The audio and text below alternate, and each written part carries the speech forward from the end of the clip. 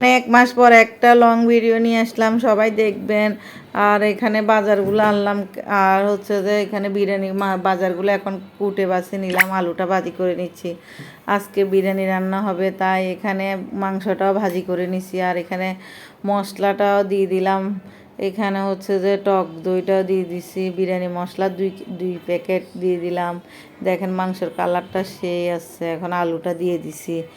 আর এখানে বিরিয়ানির চালটা ভালো করে ভাজি করে নিলে বিরিয়ানিটা খেতে কিন্তু অনেক মজা হয়।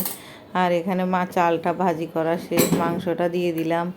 আর এভাবে বিরিয়ানি রান্না করলে কিন্তু অনেক অনেক দ্বিগুণ মজা হয় খেতে। আর পানিটা মাপেই আমি আগের থেকে গরম করে নিছি, এখন দিয়ে দিছি। আর যারা যারা আমার ভিডিওগুলো দেখেন তারা লাইক কমেন্ট করবেন, একটু পাশে থাকবেন। আপনারাও কাজ করতে আসছেন, আমরাও কাজ করতে আসি। একজনে যদি একজনের পাশে থাকি, সফলতা একদিন আসবে ইনশাল্লাহ। আর সবাই দোয়া করবেন। আসসালামু আলাইকুম।